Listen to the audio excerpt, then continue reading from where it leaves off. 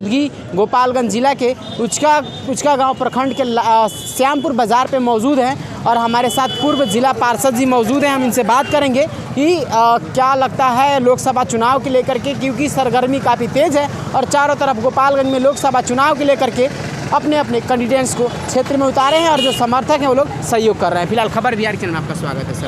आपका भी स्वागत है आपके चैनल के माध्यम से। क्या संदेश देना चाहेंगे इस जनता को, क्योंकि लोकसभा चुनाव जो है काफ़ी सरगर्मी तेज़ है, तमाम तरह की जो प्रत्याशी हैं क्षेत्र में दावेदार कर रहे हैं, क्या अभी तो देखिए, अभी तो शुरुआत है हमारे ज़िला में। अभी तो लोग अपना अपना मोटिवेट कर रहा है, पब्लिक की तरफ आकर्षण बना रहा है, लेकिन अभी रुझान ज़्यादा देखा जाए तो जदयू की तरफ है।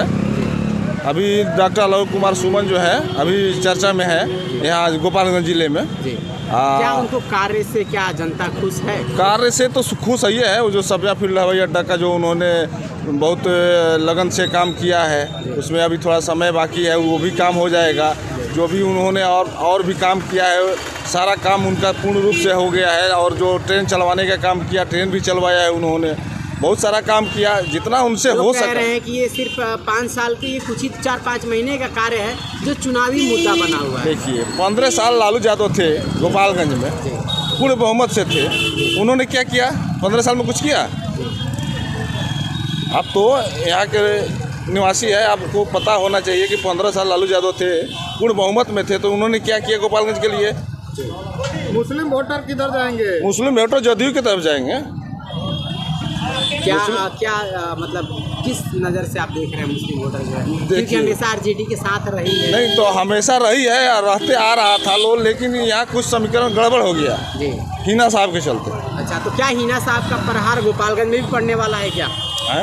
हिना साहब का जो प्रकोप है क्या गोपालगंज में भी पड़ने वाला है? विधानसभा में पड़ा था नहीं जी, तो इस लोकसभा में पड़ेगा जी। जब विधानसभा में पड़ा तो लोकसभा में पड़ेगा। ऐसा तो कोई बात नहीं है कि नहीं पड़ेगा, असर तो उनका हर जगह पड़ेगा। क्या पूरे बिहार में पड़ेगा। वो तो तेजस्वी यादव आए थे तो मिले थे वहाँ पे हिना साहब से, तो क्या लगता है आप लोग को? अभी तो मिले भी थे और उन्होंने आश्वासन भी टिकट का दिया था, लेकिन अब उन लोग का अंदरूनी मामला है, अब लोग क्या बात किया है नहीं किया है, लेकिन उन्होंने तो निर्दलीय जब फैसला ले लिया तो उनका तो मान लीजिए कि चुनाव बहुत सरगर्मी तेज है वहाँ का। सारे कौम के लोग वहाँ लगे हुए हैं उनको चुनाव जिताने के लिए। क्या लगता है हिना साहब सीवान से जीत जाएगी? हाँ, 100% है, सीवान से उनको चुनाव जीतना है।